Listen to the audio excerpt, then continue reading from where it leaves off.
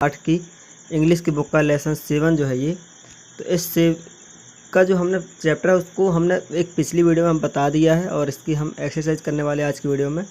इसके प्रश्न उत्तर बताएंगे और एक्सरसाइज कंप्लीट करवाएंगे। तो यदि आपने इसका चैप्टर नहीं देखा यानी कि इसका हिंदी अर्थ नहीं समझा, नहीं पढ़ा है, तो जा करके देख लेना और आपको हेल्प मिलेगी क्वेश्चन आंसर को सॉल्व करने में। ठीक है, चलिए हम चलते हैं नीचे और इसके जो प्रश्न उत्तर हैं या क्वेश्चन आंसर हैं, एक्सरसाइज वाला जो पोर्शन होता है, पार्ट होता है, उसको कवर करते हैं। तो ये रहा एक्सरसाइज वाला पोर्शन। ठीक है, तो यहाँ पर आपको क्या करना है तो देखते हैं। रीड एंड लर्न का जो ऑप्शन है, यहाँ पर ये जो वर्ड्स लिखे हुए हैं इनको मैं पढ़ूँगा और आप लोग बोलेंगे। ठीक है, तो मैं आराम से पढ़ता हूँ और आप लोगों को बोलना है। सबसे पहले तो यहाँ पर लिखा क्लाउड बस्ट, आप बोलेंगे क्लाउड बस्ट। तो cloudburst, drown, embankment, forbid, cope with, deforestation,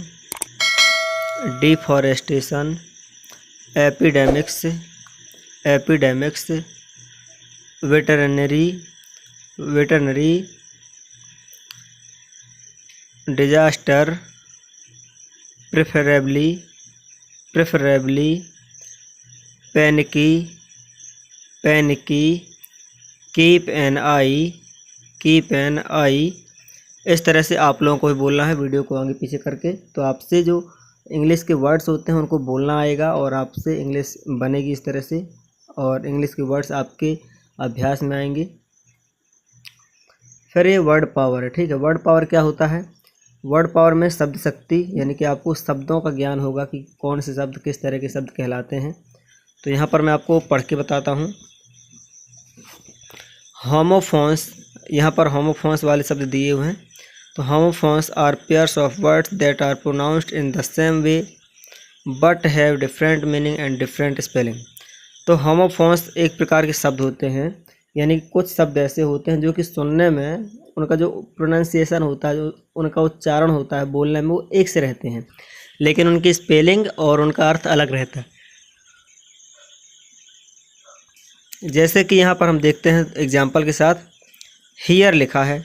ठीक है, और इसको भी हियर बोलते हैं और इसको भी हियर बोलते हैं, दोनों को हियर ही बोलते हैं, इसको भी हियर और इसको भी हियर। लेकिन अंतर क्या दोनों में स्पेलिंग का अंतर है। इसमें HEAR हियर और इसमें HERE, और इसका मतलब होता है हियर में सुनना, हियर में सुनना, सुन पाना, और इसका मतलब होता है हियर में यहाँ। ठीक है, तो होमोफोन्स इस तरह के वर्ड होते हैं, इस तरह के शब्द होते हैं जो कि केवल उच्चारण करने में एक से लगते हैं, समान लगते हैं।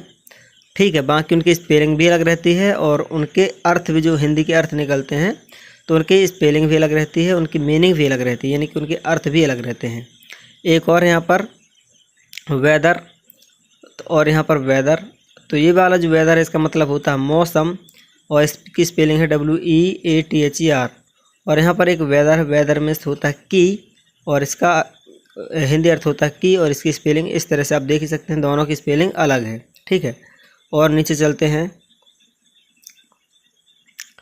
अब यहाँ पर कुछ वर्ड्स दिए हुए हैं और ये आपके लिए है, आपकी एक्सरसाइज के लिए मैंने आपको समझा दिया है कि होमोफोन्स कैसे वर्ड्स कहलाते हैं। तो आपको जो ये लेसन दिया है ना, इस लेसन में ढूंढना है।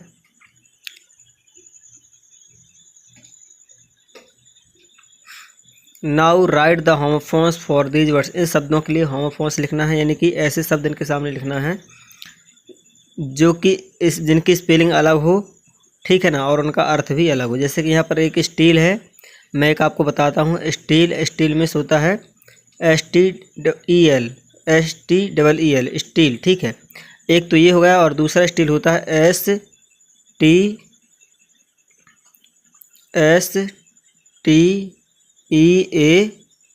एक स्टील ये होता है। ठीक है, एक स्टील ये हो गया,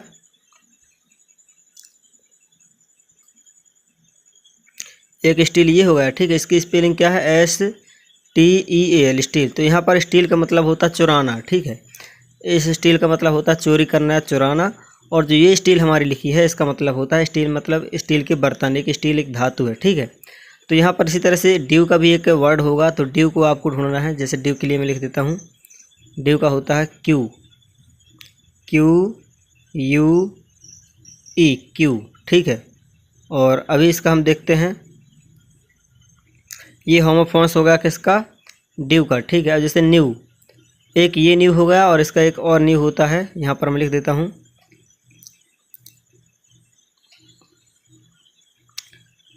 NEW। इस तरह से इसकी देखिए स्पेलिंग भी सेम है, ये सॉरी स्पेलिंग अलग है। इसकी स्पेलिंग है KN, इसकी स्पेलिंग है KNEW।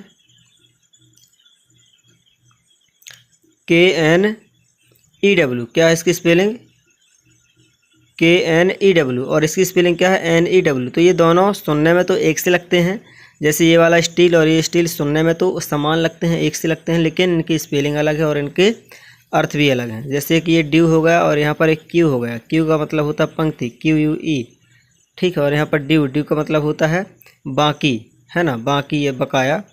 तो इस तरह से वे का आपको ढूंढना, किताब से अलाउड का भी ढूंढना है, पेन का भी ढूंढना है और आवर का भी ढूंढना, बुक से ढूंढना है, ठीक है। 3 मैंने आपको बता दिए हैं। अब और नीचे चलते हैं, तो यहाँ पर है कंप्रीहेंशन, यानी कि प्रश्न उत्तर लिखे हुए हैं यहाँ पर, ठीक है। तो प्रश्न उत्तर है, answer the following questions, what is a disaster. तो यहाँ पर जो पहला हमारा आंसर है इसका व्हाट इज अ डिजास्टर, तो ये बुक में ही इसके आंसर दिए हुए हैं अलग की, तो फिर भी मैंने छांट लिए हैं आप लोगों के लिए व्हाट इज अ डिजास्टर। तो चलिए मैं आपको दिखा देता हूँ। तो अभी आप देख सकते हैं इस सभी क्वेश्चन में लिखे हुए हैं, answer the following questions, what is a disaster, what are epidemics, ठीक है। ये सभी 5 क्वेश्चन मैंने लिख लिए हैं। और अब इसका करना क्या, हमें पहले का आंसर है व्हाट इज अ डिजास्टर, ठीक है, ये वाला पहला है। तो पहले का आंसर है डिजास्टर। यहाँ पर मैं थोड़ा सा आपके लिए परफेक्ट काम कर देता हूँ, एक ये तो आप हाईलाइट हो जाए, ठीक है ना। तो जो पहला सवाल है हमारा यहाँ पर डिजास्टर के ऊपर है, तो पहले सवाल का answer disaster is an unexpected event. जो डिजास्टर है, तबाही है, एक गैर उम्मीद घटना है, कभी भी ऐसी हो सकती है। सच एज एन एक्सीडेंट, जैसे कि कोई घटना घटती है, कोई एक्सीडेंट हो जाता है, कभी किसी का टकरा जाते हैं, कुछ भी संयोग से हो जाता है। तो इसी तरह एक अनएक्सपेक्टेड इवेंट है, एक अनएक्सपेक्टेड यानी कि गैर उम्मीद वाली घटना है डिजास्टर, कभी भी हो सकती है, कभी भी वर्षा हो सकती है, बहुत तेज मूसलाधार। तो a flood and cloudburst, it kills a lot of people और cause a lot of damage to property, ठीक है। तो यदि आपको इसका पूरे का हिंदी अर्थ जानना है तो उसके लिए आप अलग से वीडियो देख सकते हैं, डिस्क्रिप्शन पर लिंक मिल जाएगी उसकी। उस पर हमने चैप्टर को हिंदी से, यानी कि पूरे चैप्टर को हिंदी से समझाया है, तो आप लोगों को अच्छे से समझ में आ जाएगा, ओके। और चलिए हम दूसरा क्वेश्चन में चलते हैं। तो हमारा यहाँ पर दूसरा क्वेश्चन है व्हाट आर एपिडेमिक्स, ठीक है, यानी कि महामारी क्या होती है। तो यहाँ पर है एपिडेमिक्स,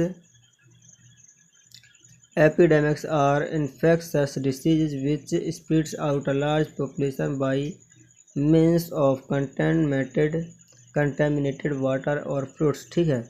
तो एपिडेमिक्स एक प्रकार की बीमारी है जो कि दूषित पानी से और दूषित खाना खाने से फैलती है। और अच्छे से अर्थ इसका जानना है तो आप चैप्टर देख सकते हैं, वीडियो डिस्क्रिप्शन में आपको लिंक मिल जाएगी। और अब चलते हैं हम तीसरे क्वेश्चन के ऊपर। तो तीसरा क्वेश्चन हमारा था कि what are effects of flood on our life, ठीक है। तो यहाँ पर हम इसका आंसर देंगे there are several ill effects of flood such as destruction of life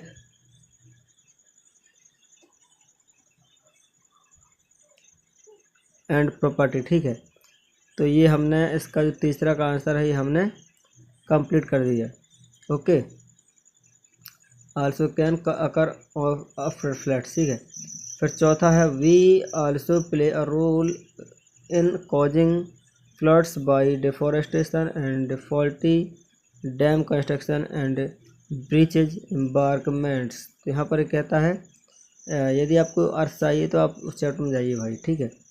अब हम चलते 5वां क्वेश्चन, ये हमने चौथा क्वेश्चन तक कवर कर लिया है। 5वां क्वेश्चन हमारा our lives are affected by floods and such we get it ill from disease such as cholera malaria and cold it is, ठीक है।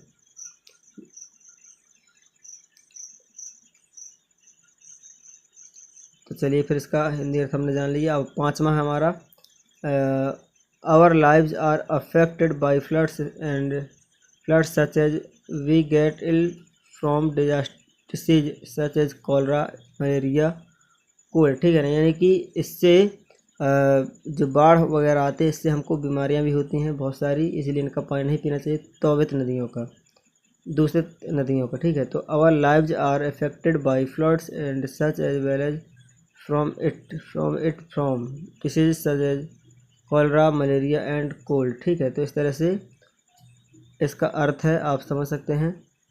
तो इस चैप्टर में हमने इसका अर्थ आपको कवर कर दिया पूरा। अब बचता है क्या,